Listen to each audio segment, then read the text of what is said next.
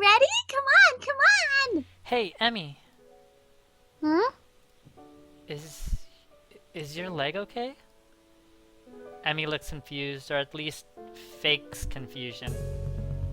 What are you talking about? Your right leg, you're limping. There's the briefest flash of concern on Emmy's face.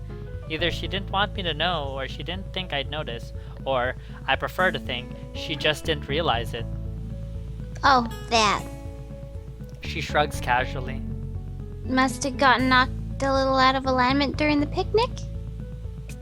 No idea what would have caused that, of course. I think back to being pinned under the tree. Ah, you should have told me. We should have stopped and fixed it, you know? Emmy waves a hand airily. Nah, it's not that big of a deal. Don't worry about it, okay, Hisao? It's fine. Why do I get the feeling that she's convincing herself as well as me? Okay. If we press, she will get very defensive. And we're on a good note right now. But we're pressing because we care. Yes. And This is true. And we're not on like a friends level anymore. No. We're out of the friend zone and we're into like boyfriend mode. We are boyfriend and her priority, and she, like, I know it's one-sided, but she, like, worries over us. Remember, like, when our heart thing? Yeah, but she really she just really doesn't like being told what to do and doesn't like other people fussing over her. Will she really get defensive though? Well, I feel like she'll definitely put up a wall. Will she just brush it off? I know she's not going to talk about it. If we press it, will it make us tell the nurse? Because we always have the nurse. Yeah. I don't know. I want to channel Inner Tyrone and press the matter. Inner Tyrone? Tyrone's out of the picture. Oh, that's true. But I mean, I think, what would Tyrone do? WWTD. Yeah. Because I'm worried. Right? Yeah, he's not gonna be like, oh yeah, okay, I'll just talk to her later, because that's what a little bitch would do. Yeah. I'm going Okay. for it. We're gonna press her? Yes. Alright, here we go. Are you absolutely sure? You don't want to go ahead and adjust it before heading up the stairs? You could get hurt if you don't, right? I said it was fine, Hisao. Seriously, don't worry about it. I've got some experience in these matters after all. Yeah, I suppose so. Emmy grunts reassuringly.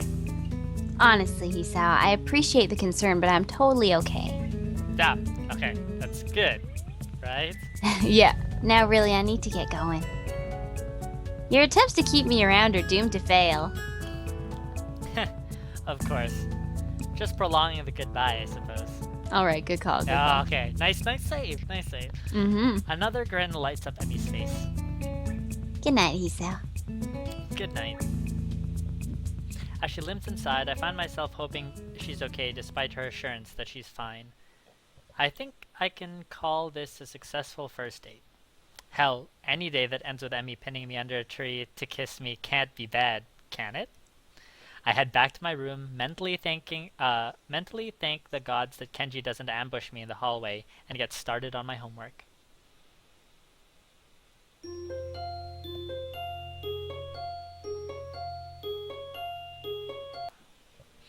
The morning is far too early for my taste. It doesn't help that I had trouble sleeping last night. There were simply too many things to think about. My mind refused to slow down. Instead of replaying the rooftop, the park, and everything else over and over in my mind, there is a small part of my mind that is still paranoid that this has all been some kind of joke. That I'll meet up with Emmy at the track and she'll act like nothing happened yesterday. Pushing these thoughts to the back of my mind, I throw on my running clothes and open the door. Emmy's waiting for me with her usual smile. You're late! Or at least, you're not early today. Are you tired or something? I find myself ruefully rubbing the back of my head. Yeah, something like that, yeah. Lots to think about, and all of that. Emmy giggles at my mild understatement. Yeah, I didn't sleep that well either. I was actually glad you weren't early, because I wasn't early either. I wonder if the same thing kept us awake, or okay. The image of her weeping face passes through my mind. What kept you up? Emmy's expression falters as she quickly notices my curiosity and forces a smile. Nothing important. She's obviously not telling me something. The question is, should I press the issue? Something's clearly been bothering her for a while. I want to help her, but would it just come off as me being nosy? She's got to know I care about her, though. Are you sure? If something's bothering you, I'm here to help you sort it out. Emmy laughs then, but it's not her usual laugh. There's an edge to it that seems almost bitter. Sort it out? I'm not sure it can be sorted out, Hisao. An almost grim smile crosses her lips. It's like a smile of resignation. I don't think you can help me anyway. That hurts. I don't want to say that it hurts to her, but it does. Doesn't she realize I want to be there for her when things go wrong? Well, I won't push you on the matter, but I'm here for you if you decide later that you'd like to talk about it. It might help.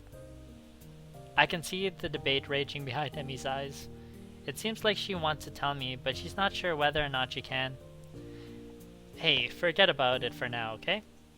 We've got running to do. The mention of running, something that she can handle, brings Emmy back to her usual self. Right.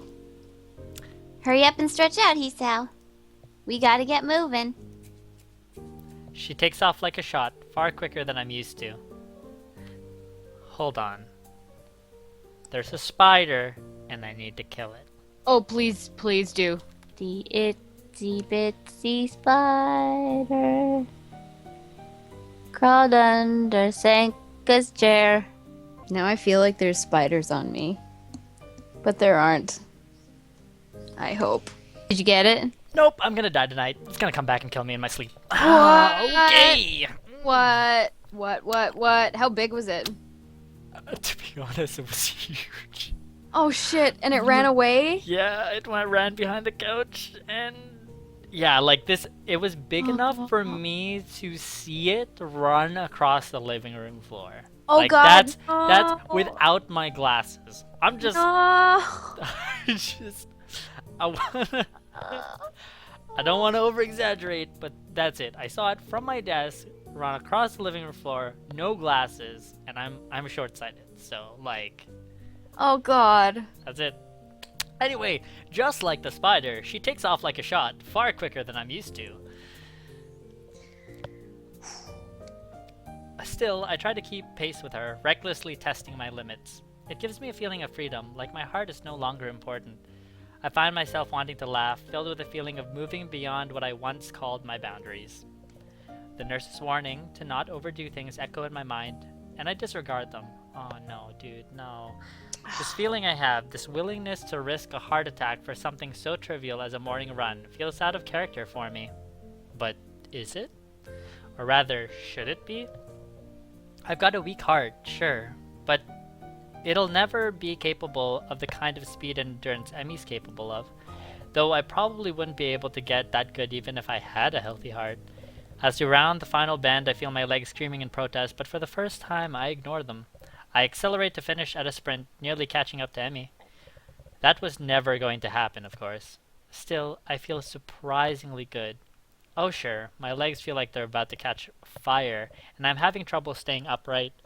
But there's been a shift of some sort today, and it's all thanks to the girl grinning at the finish line waiting for me. That felt a little faster than usual. My comment is met with a grin and a shrug. Can't have you think I was going soft on you now, can I? But you managed to handle it just fine. Well, I couldn't have done it without you. Still feeling the high from the run and moved by a surge of gratitude, I seize Emmy in a hug. Thanks. Really, I'm not just saying that. I'm in your debt. Emmy seems flustered by my words, squirming uncomfortably. Oh, don't be silly, Hisao. Someone had to haul you out here, didn't they? And it's not like you're doing anything for me, right? I needed a running partner, remember? I shake my head, still pointedly not letting go of Emmy, who stops squirming and merely looks at me with a quickly deepening blush that almost seems out of character. No, that's not true. You wanted a running partner, but you didn't need one. If I hadn't shown up the day after the festival, you would still run, right? But it doesn't work the other way around. I only managed to make it out a few times before the festival, and without you, I probably wouldn't have made it out at all after that. Emmy smiles at me and ponders, and prods my chest with one finger. You are pretty lazy, Hisao. Hey, I was giving you a compliment. Well, you're welcome, I guess. I'll pay you back somehow. Oh, well, that's not necessary, you know? I mean, I kinda like you, Hisao. And being able to run with you in the mornings isn't exactly a bad deal for me either, so... For someone who gets so much praise, she seems unused to gratitude. I can't think of anything else to say, so we fall silent. I become aware of Emmy's breathing, of the dampness of her clothes, and of the scent of her. Coming off of anyone else, it would stink. Coming off of Emmy, it fits her in a way nothing else could. Her skin is cool, slick with sweat, and a breeze causes goosebumps to rise. Almost without thinking about it, I lean down and meet Emmy's mouth, which has already moved to meet my own. Her lips are soft, and she hums happily as you kiss, sending vibrations from her mouth to mine. There's a startling rightness to everything about this moment. We fit one another perfectly. The kiss ends and I finally let my arms drop back to my sides. Emmy is smiling warmly at me and giggles again. Come on, Hisao, we better go see the nurse. Then it happens. As she turns to begin walking, she gives out a tiny yelp and stumbles forward. Emmy! I leap to steady her and notice with some concern that she's favoring the same leg as last night. Your leg. Emmy seems panicked and pushes away from me. It's fine. My expression must seem hurt because she hastens to apologize. Sorry. Didn't mean to push you like that. I was just... She stumbles for something to say. It's nothing really. Hey, don't worry about it. She's so flustered I decide to shrug the whole thing off. But there's a cold feeling in the pit of my stomach now that won't go away. I tried to step in and help her and she pushed me away. Oh shit, it's back. I got it. No.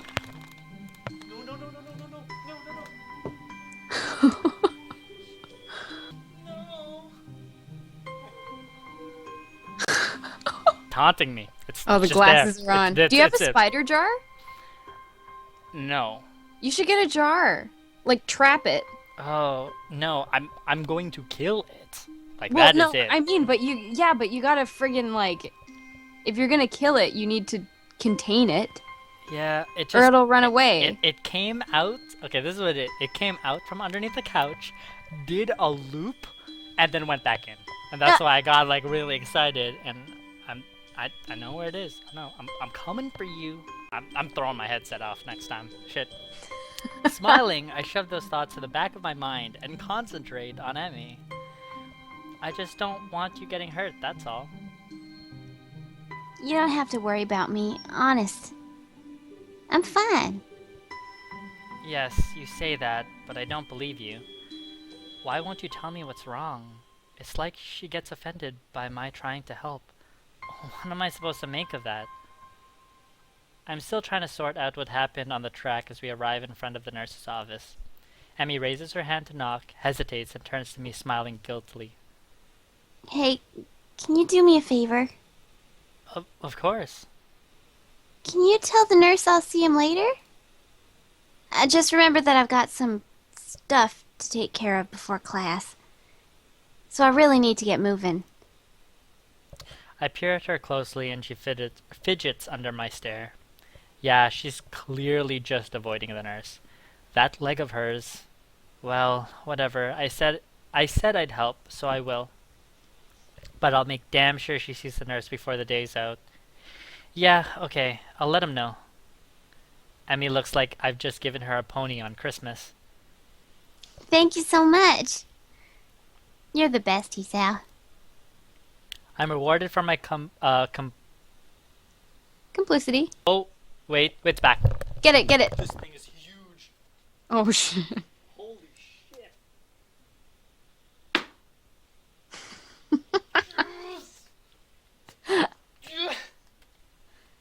Did you just? I just whacked the thing. I just whacked Did you just? You one-shotted it? I just one-shotted it. I honestly didn't think that the slipper was going to be enough. Huh. I wonder if there's two of them. Because that one looked a lot bigger than the... You know what? I'm not going to think about it. I'm happy. I'm rewarded for my complicity in her lie by a kiss that makes it all worth it. Or so I tell myself. As Emmy heads out of the building, trying hard not to let her limp show, I knock on the door of the office. Ah, Hisao, come on in. I don't see Emmy with you. She's not sick again, is she? From the tone of his voice, I don't think the nurse is expecting me to say, yes, she's ill. She said that she'd forgotten to do something, and so she had to skip out, but she'll see you later today. Oh my god, can we tell her? Tell him? I hope we do. Please. The nurse heaves an exasperated sigh. Honestly, that girl, Hmm? she's been avoiding me. Yesterday, she was in and out of here without even taking off her prosthetics. And now, this. Well, at least it's not just me Emmy doesn't want to worrying. That's a comfort, I guess. Still, I feel like I should say something about her leg. I said I'd lie for her, but she really needs to see him. Now that you mention it, she was limping pretty badly today, yes. And last night as well. The nurse's eyes narrow at the last words, last night. Oh, what exactly were you two doing last night? We were, on a date. The nurse raises an eyebrow as if surprised. Really interesting. Huh? Oh, nothing. His gaze turns thoughtful, and then he grins at me. You don't think you could use some of that boyfriend charm to get her to come see me today, could you? Of course. I was planning on doing that anyway. I think she's really hurt, just pretending she isn't. Yes, she does that. Afraid I'll make her stop running. Will you? I don't like to, but if it's bad enough that she's been limping, well, I guess I'll have to see what's wrong for myself before I can make that call. I see. Emmy's not allowed to run? Perish the thought. I don't know if she'd be able to function without running. No wonder she's reluctant to admit anything's wrong. Well, I'll make sure she sees you. Good. Oh, before I forget. He grins at me again with what feels like a vaguely threatening manner. Don't forget that I know what medications you're on. You be careful around Emmy, got it? Wow, he looks serious too. Got it. Don't hurt Emmy. Wouldn't dream of it. Grand. I'd hate for you to be late. Huh? Late, as in the late Hisao Nakai. Oh my god, he's gonna kill us. He frowns briefly, dissatisfied. Sounded better in my head. Well, at any rate, get out of here before you miss your first class. You've got things to do, I'm sure. Shoo! As I leave, I notice the nurse pulling out his phone and dialing a number. Miko, your daughter's being a pain in the ass again. I'd better head back to my room, or I really will be late. Oh. Just I just realized the What? text message that her mother got was probably from the nurse. Oh. Remember he said, what is he, a child? When he was young, and she just called her mom. Ooh. What does it all mean? They're totally boning. Maybe, I don't know. Hey, wasn't he supposed to check my heart rate? He didn't. Oh god. Now Oh, Hisao's gonna no. die. The lunch bell sounds and I bring myself out of stupor. I slip into during the morning classes. My lack of sleep last night, coupled with the increased pace of this morning's run, has left me a little exhausted. Despite that, I find myself skipping up the stairs to the roof. That's not what was written, but that was the general gist of that statement. There's a thrill of excitement now, in addition to the pleasure one gets from eating lunch with one's friends. True, both Emmy and Rin are still my friends, but Emmy has become more than that now. Rin is back in her usual spot on the roof, almost as if she'd never been absent. Feeling better, I take it? I raised eyebrow as my reward for speaking. Better than what? Better than you felt yesterday. Rin gives my question some serious thought. I'm not sure. I think I might have felt rather good for some of yesterday, but it's all fuzzy. Too much cold medicine? Well, I was asleep, and that usually is pretty good. But I can't remember what it feels like to be asleep because I'm not conscious for it. It's a real problem. Then again, if I knew how good it felt, I might not sleep anymore. But this way I keep trying, so I guess that's how I can keep from being overtired. An eternal mystery to keep you sleeping at night? Maybe mystery is the wrong word. Intangibility might be the proper way to describe it. I see. I totally don't see. Nope. No, that's it. I don't see it all. I have no idea what she's talking about, but that's okay, since I rarely do. Do you remember what sleeping feels like? Like yesterday. Do you remember what you felt like sleeping yesterday? Well, I actually didn't get a lot of sleep yesterday. Maybe that's because you remember subconsciously. Actually, I think I was worrying about Emmy. Doesn't Emmy worry enough about herself? I hadn't considered that, but it gives me pause. True, but would she ask for help if she needed it? Rin frowns and I raise my eyebrow. Will I get a proper answer? Probably not. Is there something she should be asking for help with? Her leg, for starters. It seems to catch Rin's interest. Leg? It's hurt, and she won't see the nurse about it. Rin shakes her head in disapproval. You have to make her. Like, she makes me to go to class for her own good. Otherwise, she could lose her legs again, and that's just too weird. Losing things twice. Especially if you don't find them again to begin with. Unless prosthetics are the same as finding something? But that's a different kind of lost, isn't it? I think so. I wonder. Wonder what? Emmy seems to have snuck up on Rin and me, though Rin doesn't seem especially surprised, which is itself unsurprising, I suppose. Rin manages to sit herself upright quite expertly, throwing her upper body forward and using her momentum to right herself. Your leg, how's it feel? That earns me a frown and a bit of a glare. It's okay, I think. Not worth worrying about.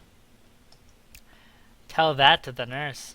He's quite insistent that you visit him, you know. Emmy pouts like I've just told her she's been grounded. He worries too much. It's not a big deal, just a little soreness. I try to resist the rolling my eyes in exasperation. If it's nothing, then you should have no problem seeing him, right? Emmy now narrows her eyes suspiciously. Did he put you up to this? Well, maybe. A little. But that's not the point. I would have reminded you to see him anyway. It would be terrible to see you really hurt and not doing anything about it. That would make it worse, and I don't really want to see you hurt, you know. Call me crazy, but I kinda would prefer to see you happy and healthy. With each statement, Emmy's frown fades a little more until eventually she's grinning, I'll bet a little shyly. Well, if you're gonna put it that way, then I guess I'll have to see him. Otherwise, you'll keep worrying, then I'll never hear the end of it, right? That's right, I'll keep bugging you about it, and that might put a dampener on our dates. Did I go far? How's the food? Oh, how's the food? Yeah. Oh. How's the food, Hisao?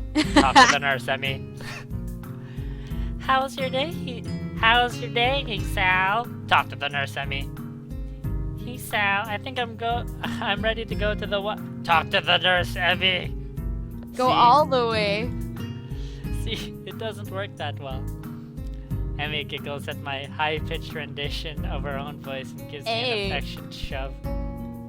My voice isn't that high, jerk. I thought it was pretty accurate. Look at her face! Emmy and I stare at Rin for a while before I burst into laughter.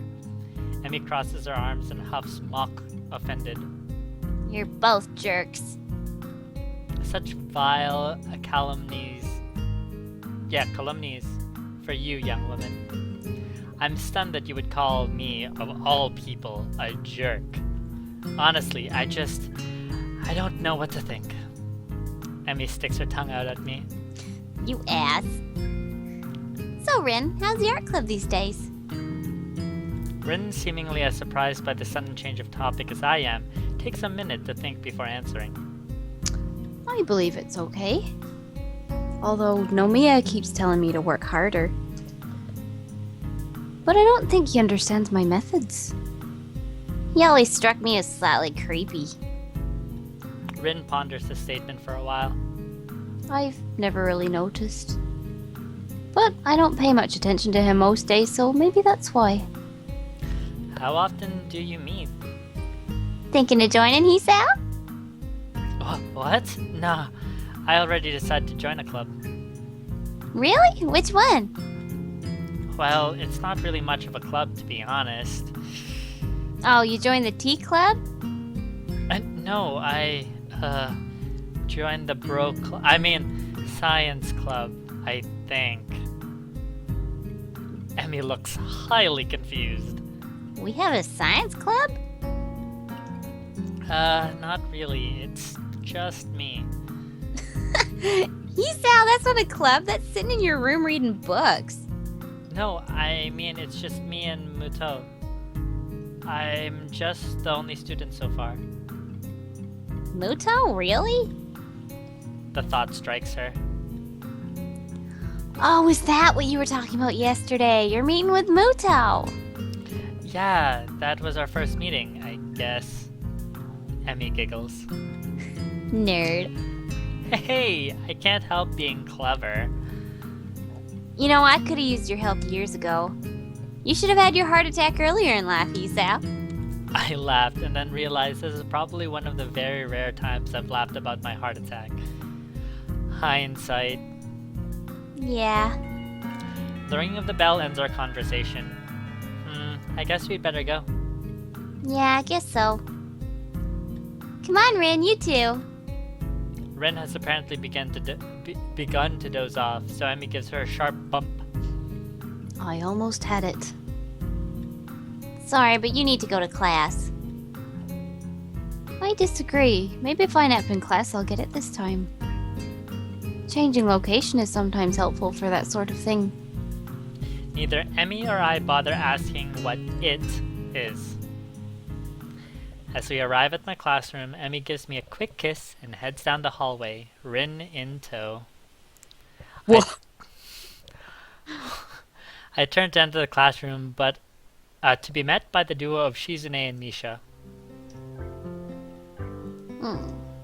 Misha seems to be fighting a losing battle to keep from breaking into a fit of giggles while she translates Shizune's latest rant. Wow, you're pleased, nay, thrilled to see how well you've managed to make new friends and forge relationships, and with such a cutie too, He-chan. I think the last part was probably Nisha. We nevertheless feel compelled to politely remind you that public displays of affection are strictly forbidden. Really? That's disappointing, Shi-chan. By Section 8 of the Code of Conduct laid out in the student handbook. In this case, however, ignorance of the law may be your excuse as we are feeling lenient. And the paperwork required to punish the both of you would only add to the already mountainous volume of work which confronts us, the sole members of the student council, and besides, you two are adorable together.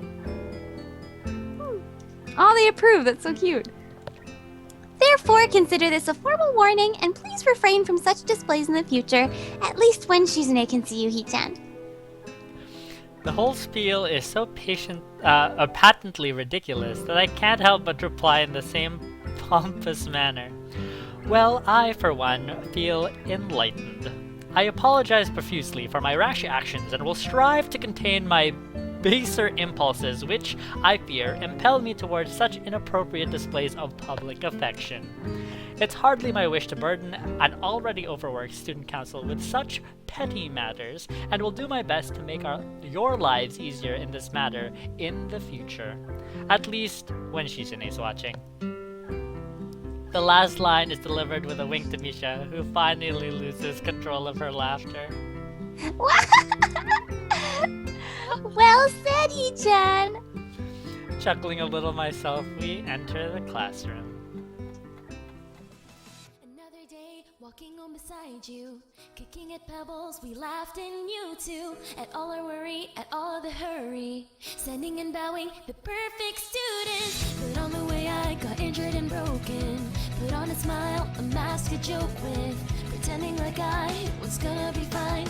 I guess that somehow I finally